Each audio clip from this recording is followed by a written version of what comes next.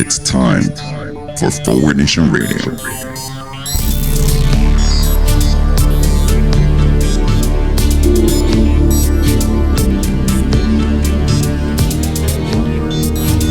Now here he is, the host of Forward Nation Radio, David Leventhal. Welcome to Forward Nation Radio, March 8th, 2017, International Women's Day. Happy Women's Day to all. I should say, Privyet. Sorry for that lousy pronunciation for any Russian-speaking listeners. And I assume, since this is America, there are plenty of people from Russia listening in right now. We'd like to start a little bit talking about the news, and the number one story is Russia. Of course, you've heard a lot about this. There are several aspects, I believe, to the story on Russia that we've been hearing. The first question, of course, is, did Russia influence the U.S. election and help throw it to Donald Trump? And on this question, the information seems to be at least pretty well settled, that Russia did put its thumb on the scales, so to speak. We have a lot of information about Russian trolls. The internet is obviously full of Russian trolls, and we've seen all that. The U.S. intelligence agencies, while they're not infallible, they are unanimous in believing that Russia was party to hacking emails and releasing that information through WikiLeaks and on their own. Okay, so Russia helped influence the election. Why would Russia influence the election? Well, that's the big second question that we all need to worry about over the next who knows how long. Obviously, one answer, the more charitable answer, is Russia influenced the election because Russia is a rival to the United States, and by making Donald Trump the president of the United States, Russia is clearly weakening the United States. It makes sense that Russia would want America to elect a president who was going to reduce our influence around the world. That only benefits Russia. What we need to consider, of course, and are forced to consider, is the possibility that there is a less charitable explanation for why Russia influenced the election. And the information as to whether or not Trump is being blackmailed or otherwise Russia is able to extort the president of the United States, and we are to some extent living under President Vladimir Putin, that, I believe at this point, is still an open question. We don't know about Donald Trump's sexual escapades or his business escapades. It is certainly time to release his taxes. The next question, of course, that we need to address with the Russia scenario in our election is the issue of investigating and investigations and finding out about Russia's role. Republicans have signaled their position on investigating.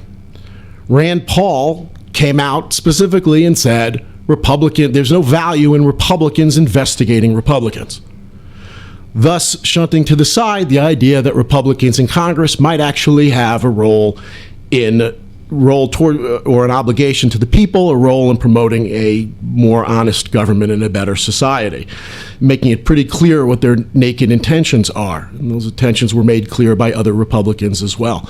This is kind of akin to a few years ago when the idiots on Fox News read Republican talking points. Not just read Republican talking points, it's Fox News, so of course they're always reading Republican talking points, but they actually read the fact that they were reading Republican talking points. They read the memo that said, we are about to read Republican talking points. You're not supposed to give away that game. I expect that Rand Paul was spoken to by many of the people in his party who say, look, we're not about investigating, we're not about doing what's right for the country, we're about promoting the interests of our political party, but we're not about telling people that. The idea is you don't tell people that we don't particularly care about investigating anything other than what benefits Republicans. But there we are. This is not anything new. Republicans have a long history of abusing the investigative authority of Congress. Most recently, of course, in Benghazi, with the Benghazi investigation, where 4 U.S. Foreign Service officials, including the ambassador to Libya, were killed in Benghazi. And the Republicans spent years knowing that they were running against Hillary Clinton for president, that they spent years investigating this issue. In fact, spent more time, Congress invested more resources in investigating in Benghazi than they did investigating the top 6 most effective terrorist incidents against the United States aside from 9/11 combined. Clearly, the interest was not to get to the bottom of what happened in Benghazi. There was no expectation that the Secretary of State interjected herself and led to the death of a U.S. ambassador and others. But they were rewarded by actually winning an election, so to speak. Their attacks on Hillary Clinton through false investigations actually worked. They have a long history of that. They've been investigating the Clintons since before the Clintons were first in the White House, before Bill was the president of the United States. They were investigating Bill Clinton for his sex life. There was an independent prosecutor basically living in the West Wing for the entirety of the Clinton administration. Oh, to yearn back to the days when the biggest concern on anyone's mind is the president's role in a $20,000 land deal on which he lost money. Whitewater. Conflicts of interest in the current administration make that really look like petty fare. Then, of course, we go back to 9/11 itself and the Republicans' role in investigating 9/11, or lack thereof. President Boy George and Vice President Darth Vader refused to testify about 9/11. Oh, don't tell Rudy Giuliani. I wasn't supposed to say that. Don't tell Rudy Giuliani that Boy George was president on 9/11. It'll break his heart. The President of the United States at that point refused to testify after 9/11, the number one terrorist incident in our history. In fact, it took a long time and outrage by 9/11 victims' families to finally put enough pressure on the White House that the President of the United States was forced to finally give some testimony about 9/11. Now, this isn't right-wing radio. We're not going to advance conspiracy theories. I do not believe that Bush was behind 9/11, in part because 9/11 worked. And if George Bush had been behind it, the odds of it actually succeeding are slim and none. However, there were plenty of things to investigate regarding 9/11. Richard Clarke, the head anti-terrorist in the American government at the time, wrote a book subsequent to 9/11 where he pointed out that the Clinton administration told the incoming Bush administration that they would be focusing most of their priority on al-Qaeda because that was such a tremendous threat to the United States. Instead, he writes, the Bush Justice Department, led by a religious fanatic, a former senator who was available to be Attorney General of the United States because he had just lost his Senate re-election bid to a dead man, John Ashcroft, instead focused on things like pornography, which was more of an issue of the religious right. This is obviously something that deserved to be investigated, in part to help us protect ourselves in the future. Well, finally, after much reluctance and many weeks, Bush finally relented and agreed that he would testify. But only if he did not testify under oath, and only if he testified together with Vice President Dick Cheney while sitting on his lap. All right, that last part I made up. Just the sitting on the lap part. Everything else in there is true. So obviously the Republicans have a long history of not investigating anything that might be uncomfortable to them and investigating anything that might be uncomfortable to the other side. Well, what else was in the news over the last week or so since we started? Well, when we went to press last week, the press was all a Twitter. No pun intended. The so-called liberal media was all a Twitter about the fact that the President of the United States had put on his grown-up pants and actually given a speech which he was able to read from a teleprompter like a big boy and deliver without gratuitous comments, insults, or huge mistakes or picking a fight with anybody. Talk about setting the bar low. This is setting the bar at the bottom of a coal mine. Yes, everybody, Donald Trump has finally become presidential. He can read.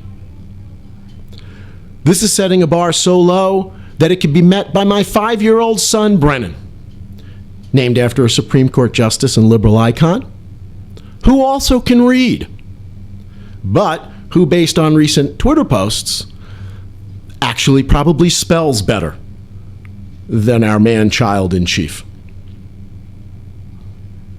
Well, the euphoria over Mr. Big Boy Pants didn't last very long. And the Wizard of Id came back within a couple of days by posting a tweet attacking his predecessor, Barack Obama, for wiretapping President Trump. The basis of his claim? Right-wing propaganda radio. That's understandable, because where else could the President of the United States get information regarding the wiretapping of a U.S. citizen? Obviously, you're pretty much left with nothing other than going to right-wing radio. There's not a whole lot to talk about here, so I'm not going to talk about the charges, which were so baseless that it led the FBI director to actually come out publicly and say to the Justice Department, please do not take the President of the United States seriously. Do not treat this man as if he is a grown-up. But there are some other aspects to Trump's tweet on Obama's alleged wiretapping that are worth a little bit of a mention. First of all, he talked about our sacred democracy. I haven't heard commentary on the fact of the use of the word sacred and the appropriateness or inappropriateness of using a religious term, well, the use of a religious term by the President of the United States. Okay, maybe that's not a big one. But how about referring to our sacred democracy? The irony is really rich on this one, because this is something being done by a President of the United States who lost by 3 million votes. If Donald Trump believes in the sacredness of democracy, I invite him to step down. He'd have to take a lot of people with him, of course.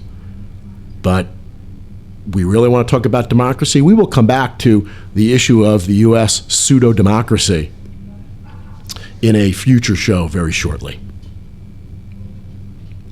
One other good thing that tweet did, among other news during the week, is it reminded some of us of the existence of the 25th Amendment to the United States Constitution. I know you know that one, but for the couple of you out there who may not know that, the 25th Amendment provides for the replacement of the United States President on the basis of disability. We talk about whether the Republican Congress could finally be moved to impeach this guy, but it's starting to look, in many respects, depending on what happens to any investigation that's finally forced upon them regarding the Russian issue. But other than that, it's looking more likely that the president might be removed under the 25th Amendment. Because already, in just a few weeks in office, his sanity is seriously in question. Certainly his integrity, though I'm not sure that qualifies as a disability under the 25th Amendment. It's a pipe dream, however, because like impeachment, the 25th Amendment would have to be invoked by Republican leadership. And the Republican leadership obviously isn't going to invoke the 25th Amendment. In part because if we started removing people for disability, certainly for mental disability, we'd probably have to remove pretty much every Republican congressman and senator. You don't figure we're going to start that. Well, all this exciting news, the titillating news that was covered extensively by our media, has forced off the front pages some other news that might be more informative for our listeners and might matter more to the future of this country. One of them that I'd like to talk about for just a moment or two is the Trump budget outline and its slashing of IRS funding. That's right. Among the government programs that Donald Trump plans on slashing is funding for the IRS. Well, most of us may not be big fans of the IRS. I guess those of you who've been audited by the IRS, I expect to have plenty of at least mixed feelings about the IRS.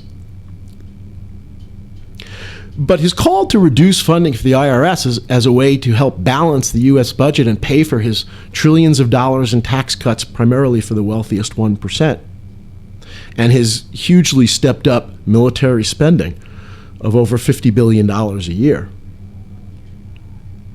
is the fact that the IRS is actually a moneymaker for the United States government. Every IRS agent we hire is actually a net gain.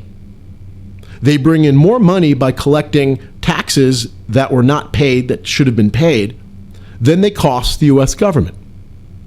So when you talk about slashing IRS agents in order to balance the budget, you're being disingenuous at best. By slashing IRS funding, you will in fact be worsening the federal budget deficit, and worse than that, you will be promoting tax cheating. You will be allowing tax cheaters to cheat that much more on their taxes. Even Trump's new Treasury Secretary, Steve Mnuchin, came out publicly against the Trump proposal to slash IRS funding. Anybody want to raise their hand if they think that that's going to make a difference? Obviously, Republicans, who have always been after slashing IRS funding, have made it perfectly clear why they want to slash IRS funding. It's because the tax cheaters who will now be able to walk free are primarily the Republican base, the Republican voters. This puts me in mind, again, of the Boy George administration. When it came out that the IRS, which had been defunded and IRS enforcement agents had been laid off, those that were left were putting a focus not on wealthy people who might be cheating on their taxes, but on poor people who might be cheating on their taxes, particularly those who were so poor that they qualified for the earned income tax credit. That was a policy that was changed early on in the Obama administration when he redirected IRS resources to go after wealthy people. This is the true nature of the battle of the IRS. Whether wealthy people are going to be able to keep stealing from the country. Thanks to Trump's budget outline, it's going to be heady days for wealthy tax cheats.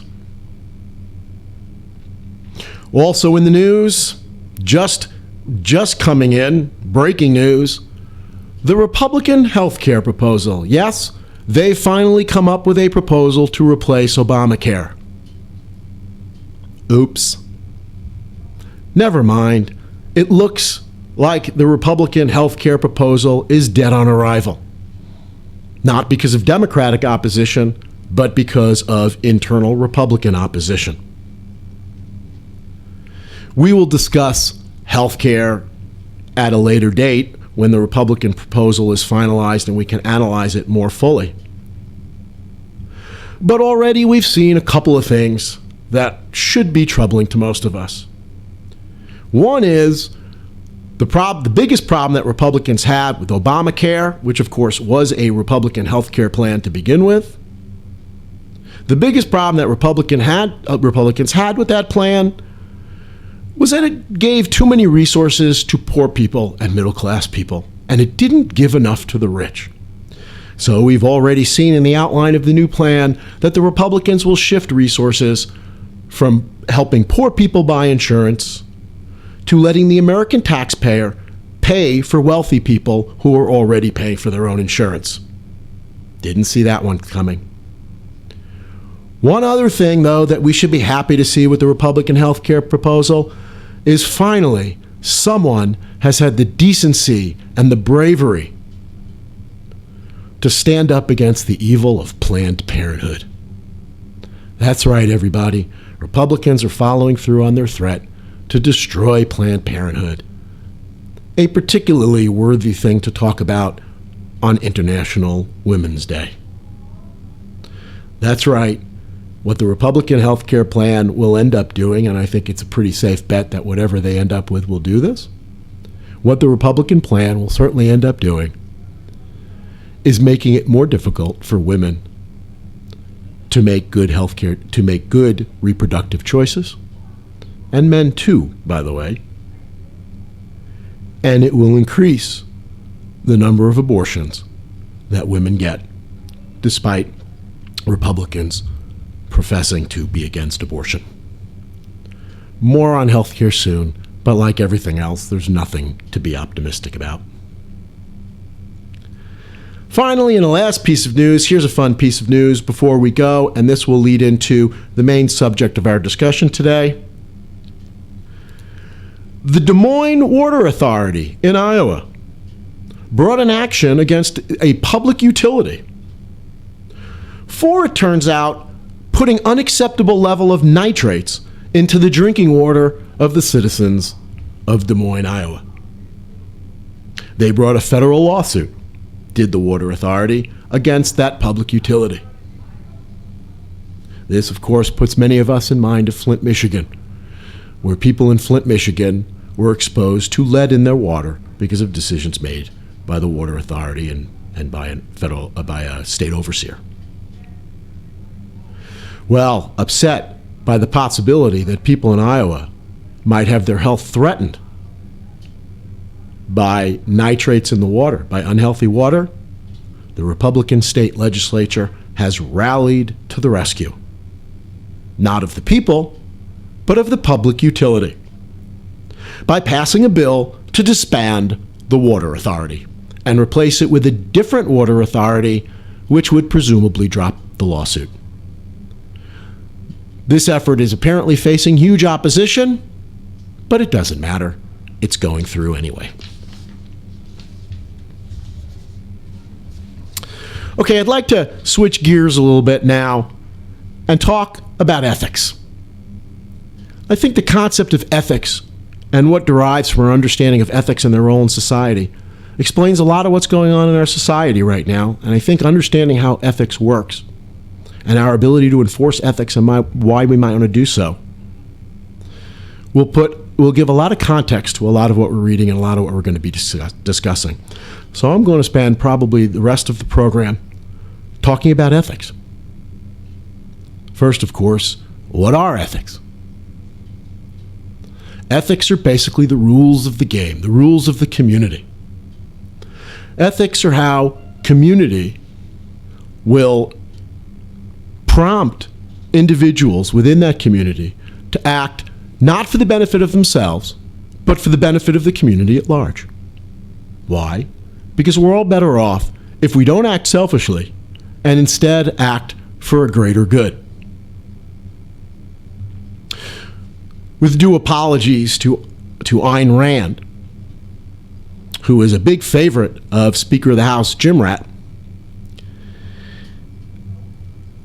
pretty much all of us agree that people do have a responsibility to act not selfishly, but for the benefit of others. That's why we're supposed to return a wallet that we find, not take the money out. We're not supposed to cut lines. We're supposed to hold doors open for people, help little old ladies across the street,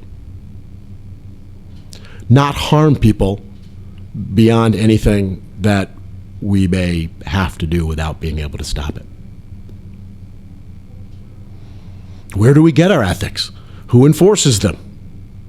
Ethics come from our community. There are several different theories to explain where we might come up with our rules for our society. We're not going to go into that right now. That's beyond the scope of this discussion. But we look to our community to enforce its ethics.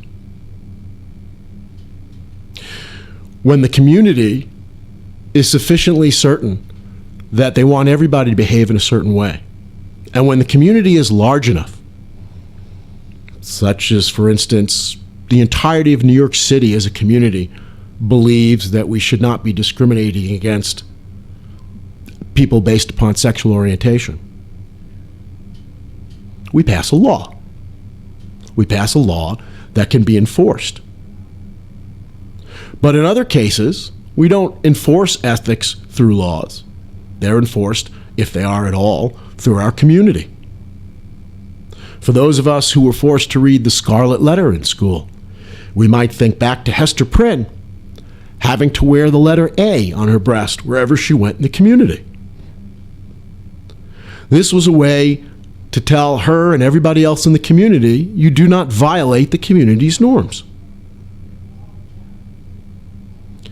That way you get people acting in a way that benefits the community and benefits everybody at large and not just themselves. The problem, of course, is that it's frequently difficult to enforce ethics.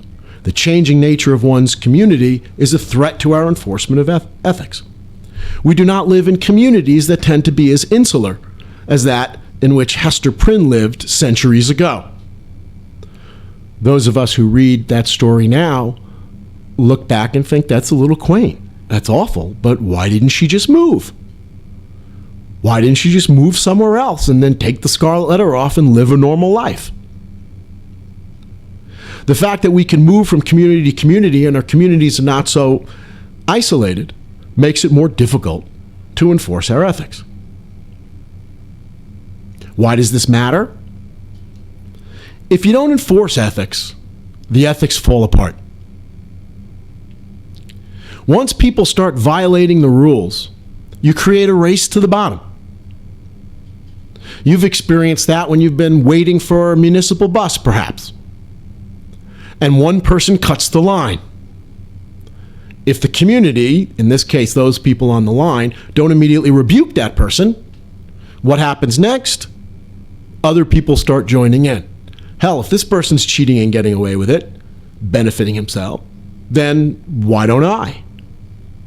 Many of us have been in traffic on the Long Island Expressway when one jackass has passed us on the right on the shoulder, driven around 5 or 6 cars on the shoulder, cut back in, made traffic actually worse for everybody, but benefited him or herself by 5 or 6 cars, maybe a few seconds worth of time.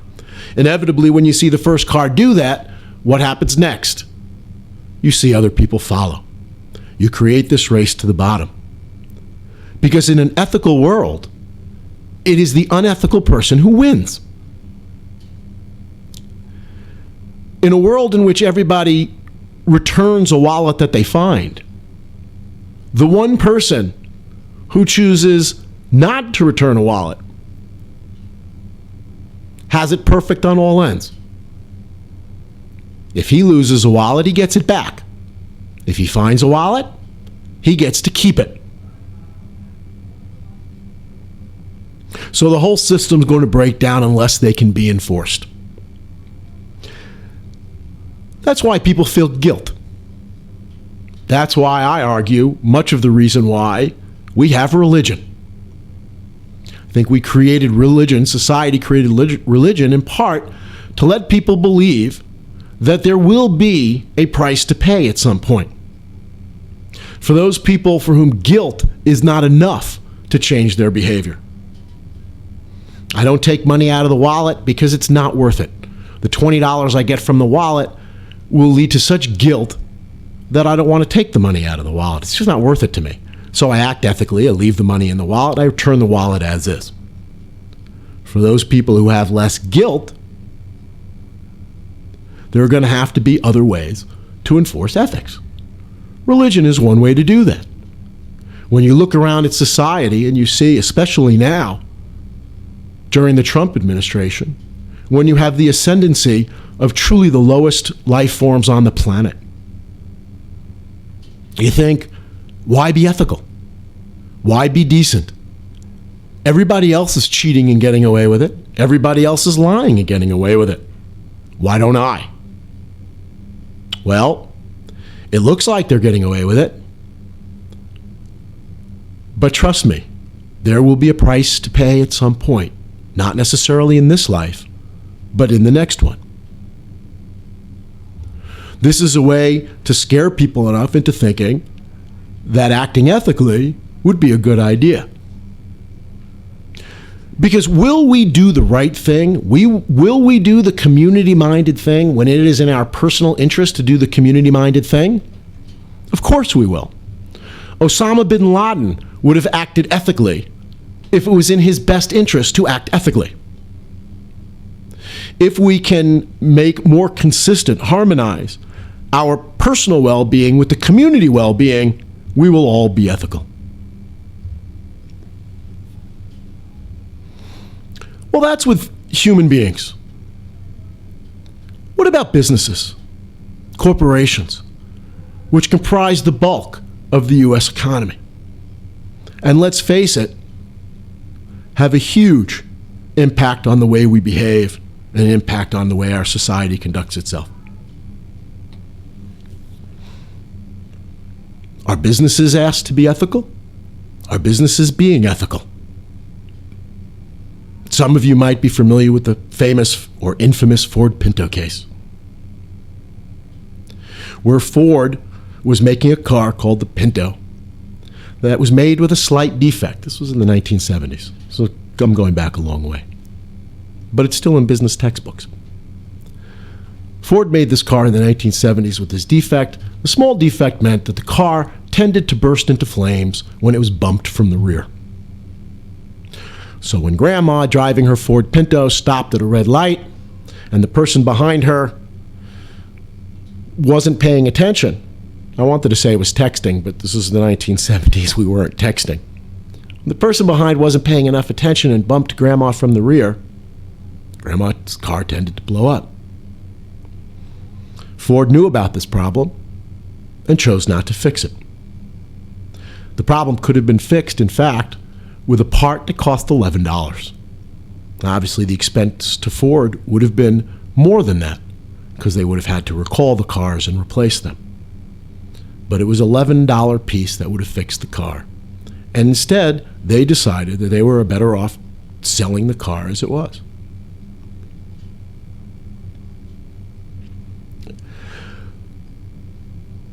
There are other examples.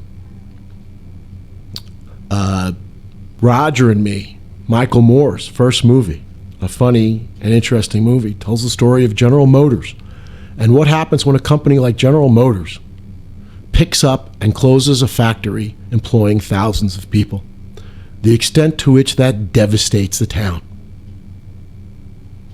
It was a funny movie, it was an interesting movie, it was a provocative movie. And it was illustrative of how General Motors has been acting then and since then, where they move to a town, they extract concessions in order to stay because of the threat of leaving, because of how much that will harm the town. But then ultimately, when it becomes time to pick up and leave, when they could make more money to leave, they pick up and leave. Lots of companies, we have lots of examples of companies like GM, like Ford, employing such a cost-benefit analysis.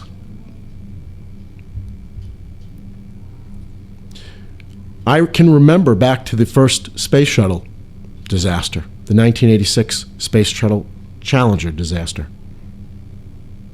Turns out, after the fact, we found out the company that made the defective part of the space shuttle knew about the problem. They weighed how expensive it was to replace it and start over, with the likelihood that there would be a catastrophic failure, and decided to go right ahead. Some of my listeners may even remember TWA Flight 800, which crashed off of Long Island, killing hundreds of people. Turns out, we found out after the fact, Boeing, the maker of the plane, knew about the defect that ultimately caused the plane to crash. Calculated how expensive it was going to be to fix it, and decided that it was more cost-effective to leave it the way it was. The only thing that was really remarkable about the Ford Pinto case, as far as I'm concerned, the thing that makes it a real business textbook example of a lack of corporate ethics, is because of how little Ford Pinto valued Grandma. Turns out Ford had an internal memo that calculated that each person who was to get third-degree burns from the Pinto blowing up, and they calculated it would be about 180 people, I believe, that each person who would get third-degree burns would cost them about $67,000. Each death, about 180, would cost about 3 times that, about $200,000. Turns out, we felt that was kind of undervaluing human lives. There are so many examples of a lack of corporate ethics. Oil companies leading the charge against climate change. Pharmaceutical companies, finance companies, I don't even have to say more, pharmaceutical companies and finance companies. Should we be shocked by this? Should we be asking for ethics from businesses? When I first started teaching, there was a story on the front page of the New York Times, a story about a company called Malden Mills, a textile company in Massachusetts. This was a third-generation family-owned company owned by a guy named Aaron Feuerstein. Malden Mills suffered a catastrophic fire and burned to the ground. Aaron Feuerstein was offered so much insurance money, he could have just walked away, knowing his family would ever have had to work again. He was offered the opportunity, as usually is the case, by other states who were looking to steal the business from Massachusetts, giving subsidies, tax abatements, probably free water, free electricity. That's what usually happens for them to go locate there. But he said no, he wasn't going to do that. The workers in Massachusetts had supported his family for 3 generations, and he felt he owed it to them. And he was ethical. So ethical it made the front page of the New York Times. So ethical it was a segment on 60 Minutes. So ethical that Aaron Feuerstein was invited to the State of the Union address being given by President Clinton at the time, and was given a shout out for his being ethical. And what a shining example he was of a more ethical world of ethics in business. And Feuerstein was later quoted as saying something to the effect of, "Boy, I sure got a lot of attention for that. That doesn't really speak well for our society." Recently, a Harvard Business School, or a pledge drive started at Harvard Business School, where business school students were signing a pledge saying that they were going to be ethical when they got out. They were going to be ethical in business. It spread to other schools. Why not look to these shining examples and ask for more ethics among corporations? Well, I don't think that corporations should be asked to be ethical. I think that's kind of an academic discussion, because I think bottom line is they're generally not going to be ethical no matter what we ask of them. I don't think they should be ethical, in part because ethics are not the province of companies. It's not Bill Gates to decide whether the behavior he's engaging in is appropriate or not appropriate. Our ethical decisions are sometimes difficult to come by. It's up to the people of the community. It's up to a broader society to decide whether Microsoft is acting in an ethical way, in an appropriate way.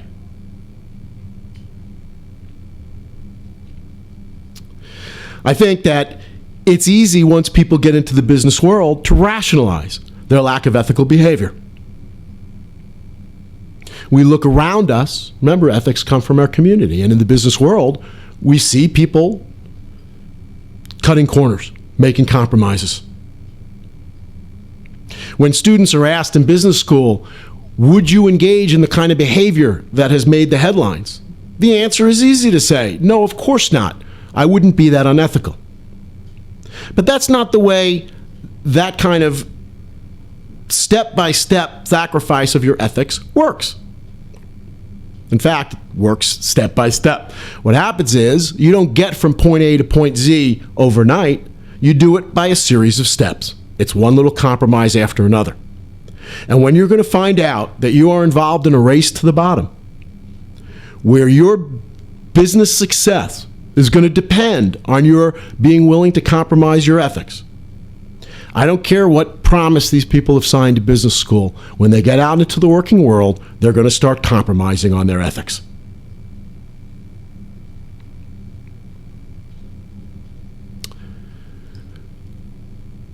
What is the true lesson of Malden Mills? Well, Malden Mills was back on the front page of the New York Times just a few years later, when it declared bankruptcy.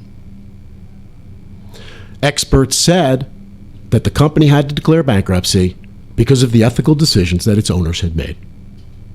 What is the lessons of Malden Mills? Don't be ethical in business. It's a step towards not becoming successful. The most ethical people during that race to the bottom will get weeded out along the way. You work your entire life, you study hard, you do well in college, you go to graduate school, you do real well, you finally get that entry-level job you wanted for a big advertising agency, you work like a slave for years, and finally your ship comes in.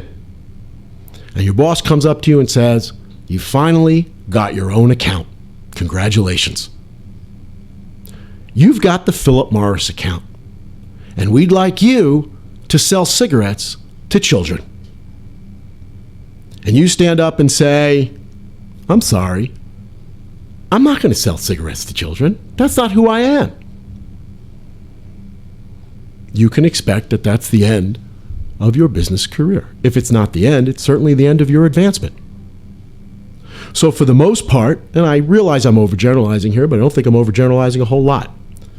If you've risen all the way up the corporate ladder, you've probably been someone who's been willing to make compromises all along the way. We've weeded out the most ethical people. That, I believe, is the true lesson of Malden Mills. We shouldn't expect corporate ethics, whether or not we should ask for it. So what is the result of the situation we have? Well, the example I gave regarding General Motors and how they pit state against state, municipality against municipality in a bidding war to keep the corporate factory, to keep the corporate business. Every municipality in America is subject to this, including New York City, which has spent billions of dollars over the last years paying it to businesses to prevent them from moving, including such poor businesses in need of funding as the New York Stock Exchange, the New York Yankees, NBC. What is the result of all this? When big businesses get to go and extort concessions from the towns and communities in which they operate, several things happen. First of all, the tax burden is shifted from corporations to individuals. Over the years, the share of corporate taxes to state tax revenues have been reduced by at least half. Well, how do states make up for this lost revenue? Well, one thing they do, of course, is they shift the tax burden from corporations to individuals. Individuals now have to pay the taxes that corporations aren't. Well, but the corporations have all the money and most of the individuals don't. And most of the wealthy individuals are avoiding their taxes anyway. So that's not going to cover the loss generally. You're going to see a loss in services. Public education costs go up. Government services go down. Water treatment goes down. They're going to have to make up revenues in other ways. Red light camera use increases. $1,000 speeding tickets start being seen around the country. If government can't raise the money honestly by taxing wealthy corporations, it's going to raise it dishonestly by using law enforcement to extort money out of human beings. When Michael Brown was executed by the police in Ferguson, Missouri a few years ago, the follow-up to that story was the extent to which the town of Ferguson, Missouri relied upon fines imposed upon its citizens to support the town's funding. This is outrageous. But this is what's happening when corporations don't pay their own taxes. What else happens from this? This part I really like. Every politician talks to you about how much they love small businesses. Small businesses are the engines of job growth and job creation in America. Every politician talks about how much they love small businesses. And yet, the result of this system is to kill small businesses. Small businesses are at a huge competitive disadvantage against big businesses because small businesses are not in a position to extort concessions from towns and municipalities. So if we don't like this result, and we can't like this result, how do we influence corporate behavior so that corporations act in ways that are not harmful to society, but in fact beneficial to society? Well, there's basically two ways. The first way is the conservative way, what I refer to as the market mechanism. Conservatives will tell you that businesses will act ethically, will act according to community values and promote community interests because customers will refuse to buy their products if the corporations are behaving in ways that do not benefit the society at large. We don't have a lot of time left, so I'm really not going to spend a whole lot of time on this one. This is a non-starter. Ask yourself, do you refuse to conduct business with a particular corporation because of the way it conducts its business? Maybe you do. Maybe you've heard about some instance of corporate misconduct that has really bothered you. Maybe, like me, you won't buy a Volkswagen right now. Okay. Do you do that with 3 or more companies? How about 5 or more? When I ask this question to my students in my class, I may get a couple of hands go up with 1. When I ask 3 or more, as I did just earlier today, as a matter of fact, nobody's hand goes up. Clearly, we are not utilizing the market mechanism to change corporate behavior. Why not? I think there's all kinds of reasons why the market mechanism is not going to work in the real world. First of all, divide and conquer. Big size matters. I'm one individual. So what if I go shopping at Walmart because I need sweatpants and this is the most convenient? I'm only one person. What difference does that really make? The market mechanism really only works if people act in great numbers. And that's really hard to do. But the main reason, of course, that the market mechanism doesn't work is because you don't have the information that you need to make the kind of informed decisions where you could change behavior. I give out in class quiz where I give examples of 25, 30 recent examples of gross business misbehavior. Nobody recognizes which businesses were involved. The so-called liberal media isn't broadcasting business misconduct. Who is this so-called liberal media? Almost all the news the average American gets comes from one of 6 major media conglomerates, down from a whole lot more from years ago. Disney owns ABC. You think ABC News is going to run stories about Disney's misconduct? Of course not. But you might say, well, wait a minute, NBC would love to run a story about Disney's misconduct. But think about it. No, they don't. NBC doesn't want to start that kind of a war. If NBC starts running stories about Disney's misconduct, NBC, GE, Universal, whoever mostly owns them now, it's hard to keep track, they're going to start a fight amongst themselves. Better to just keep a truce. Don't advertise each other's misconduct.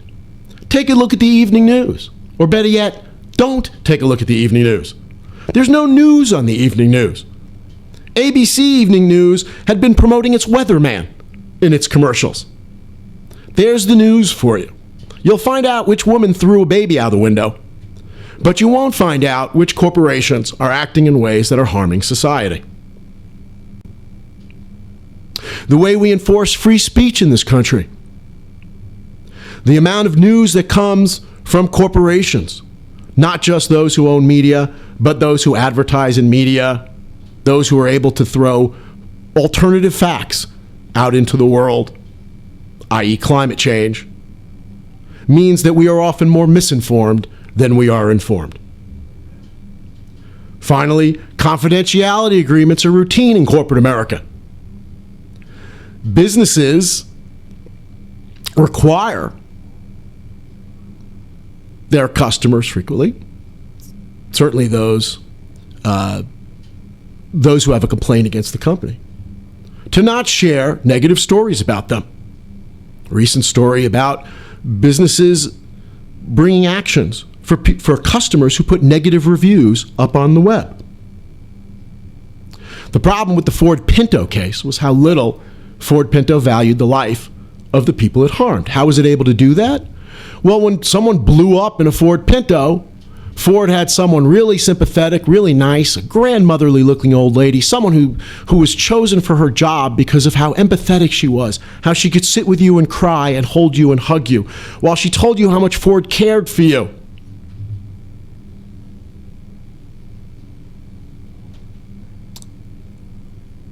And all at the same time saying, we didn't do anything wrong, but Ford loves our customers and we want you to be better.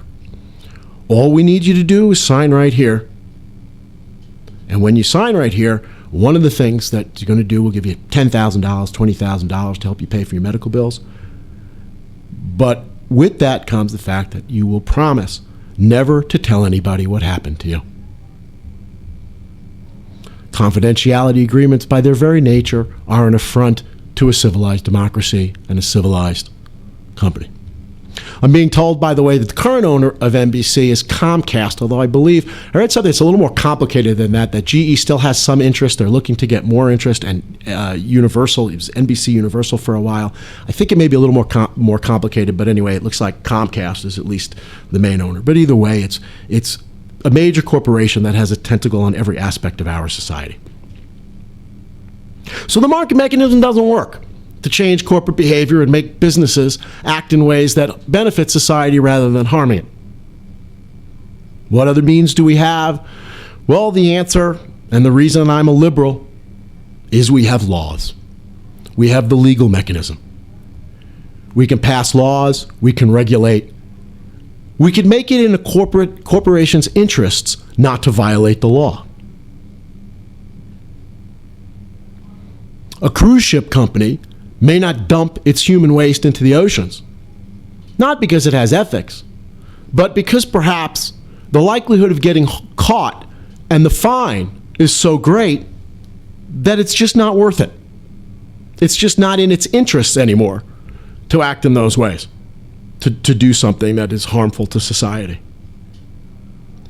Well, let's start talking about the Republican agenda, because this basically explains the Republican agenda. What is it that can interfere with our ability to pass laws that would change corporate behavior and make it more consistent with the values and interests of the community at large? Well, the first thing that comes up is the issue of federalism, or states' rights. And that's about the distribution of power between the federal government and state governments. Federalism is frequently broached by Republicans, who say, well, we should be leaving things up to the states, not doing things at the federal level. We've already seen that with the Trump administration with environmental laws. Let's not use the EPA. Let's leave it up to the states. Federalism, in fact, the concept of states' rights, incorporating the 10th Amendment of the United States Constitution. Well, unfortunately, what might have worked in the 18th century does not work in the 21st century. The fact that we are less insular than we were means that states frequently do not have the ability to regulate corporations. The example that I gave with GM and other companies that extort concessions from states by threatening to move. Well, that works for a whole lot of things. If you seek to regulate me, if you prevent me from polluting and therefore improving my profits, I will pick up and I will move to another state. How do you prevent this from happening? How do states prevent themselves from getting caught in this intergovernmental bidding war? The answer is we need federal laws. Beyond that, at some point, we're going to need international laws as well, because businesses are now able to threaten to leave the country. But even with that, businesses who leave the country still need to sell in America, and we could still get back at them if they try to do that and give them a disincentive to move. But we need more federal laws. The only way that you can regulate corporations frequently is through federal laws. How do I know that the Republicans who are always calling for states' rights when it comes to economic issues aren't really serious? They don't really believe in states' rights. Look at what the federal government is talking about right now. An issue of states' rights and ethics maybe means that the state of Colorado and the state of California should be able to decide that for their citizens, marijuana should be legal, shouldn't be punished. What do states' rights advocates in our federal government say about that? Well, we're thinking about actually using federal law to prevent California and Colorado and other states from doing what they want to do. That doesn't sound like people who believe in states' rights. During the Bush administration, the state of Oregon twice passed a ballot initiative allowing for physician-assisted suicide under very prescribed conditions. States' rights advocates in the Bush administration argued that they would arrest doctors who prescribed lethal combinations of medicine.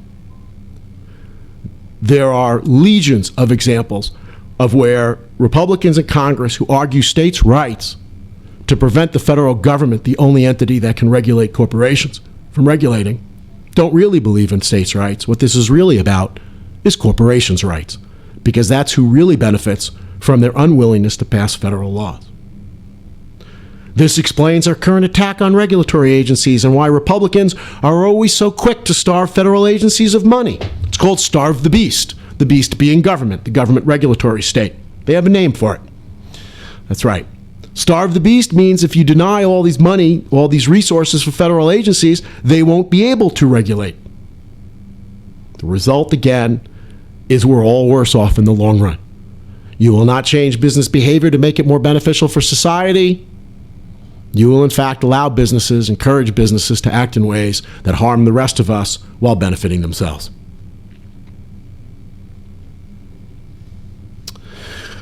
The way we gather info prevents regulatory agencies from doing their job. The fact that, going back to our discussion of Republican investigations, we won't be investigating because we don't want to know. Finally, the issue of tort reform, one of my favorites.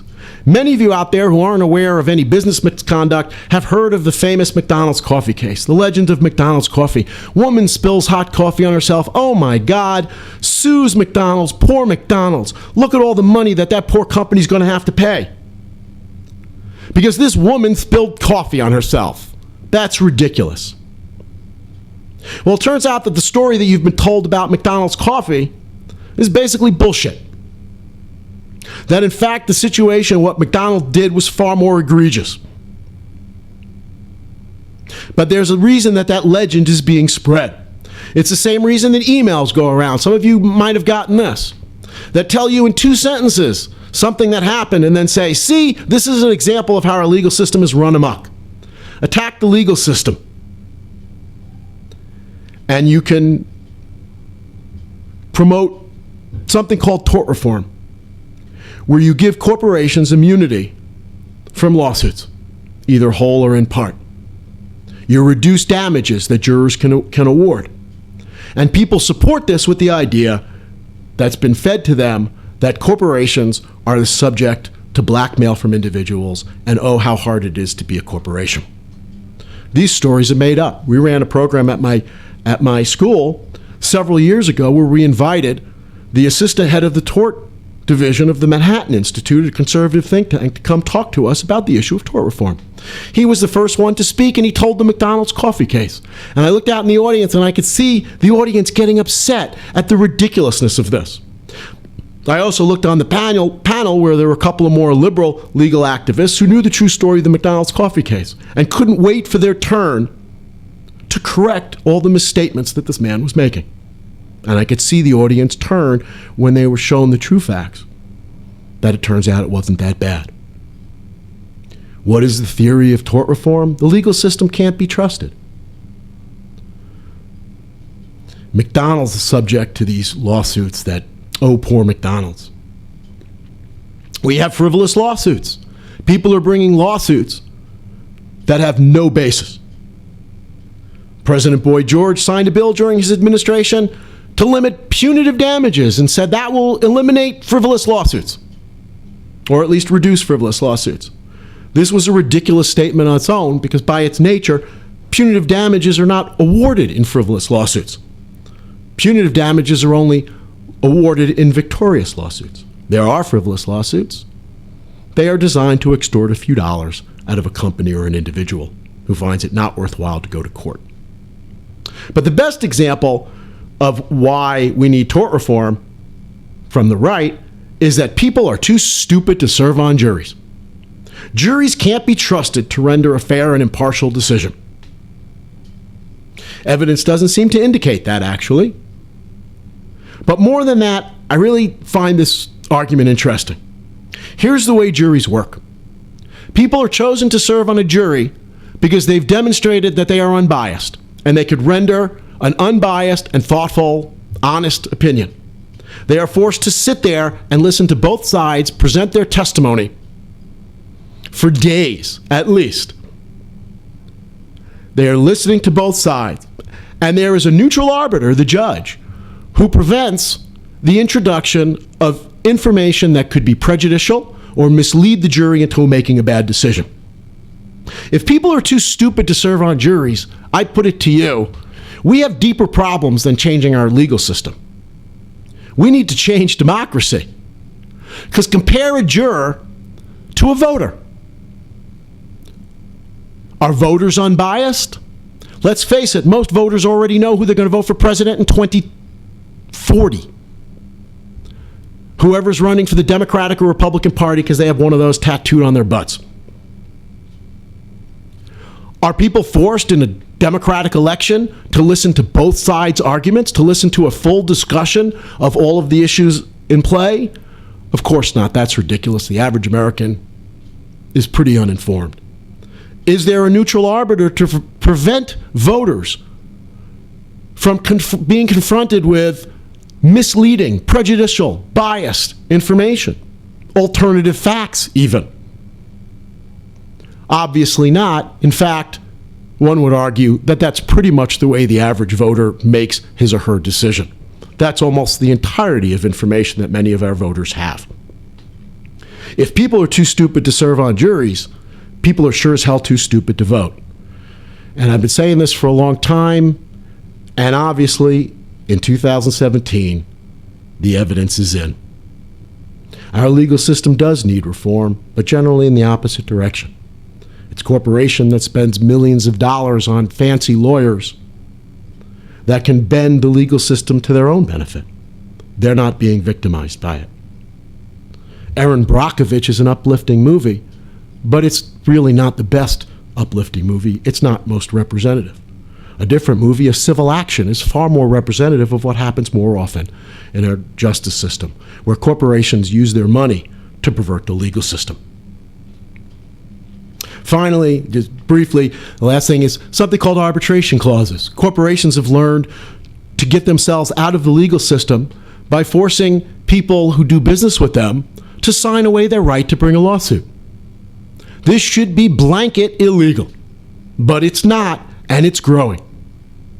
It is commonplace. You out there have signed away your right to sue. If you have a credit card, you've probably signed away your right to sue. It's right there. You should have noticed it on page 87, footnote 67C in the fine print. Get your magnifying glass out. Companies routinely using arbitration clauses, cell phone contracts, nursing homes. I bought a car last year. They tried to get me to sign an arbitration clause that I could not sue. The New York Times a year ago had a wonderful expose, a wonderful series on the misuse of arbitration clause and how they are harming our society. They're keeping people out of the courtroom. Oh, and you want to know the most fun part about arbitration clauses? The company gets to pick the arbiter. The company chooses the private judge. That's what arbitration is, by the way. They go in front of a private judge, not an actual court. And the company will choose the private judge. Well, now let's go back to what we've learned about business. You've decided that you want to open up an arbitration company and you want to be successful. Let's talk about what your business strategy is. Your business strategy is to side with the corporation, the party that's going to decide whether or not you're going to get hired. So you're going in front of a private judge who's hired and paid for by the company you're suing.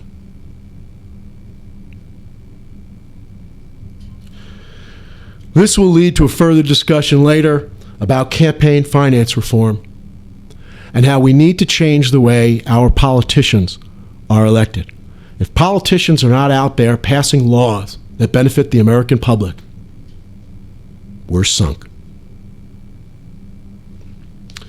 Well, that's Forward Nation Radio for the week. I thank you for joining us.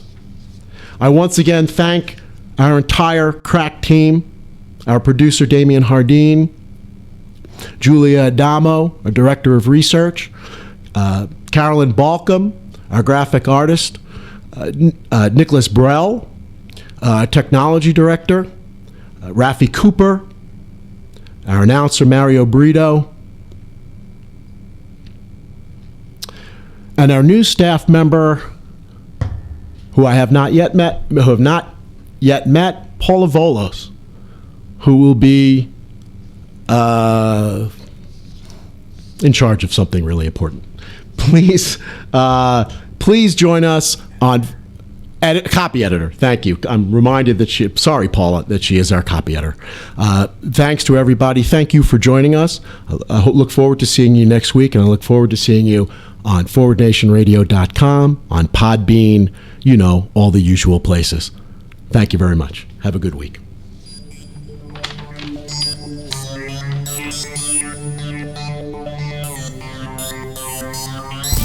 You've been listening to Forward Nation Radio with David Leventhal.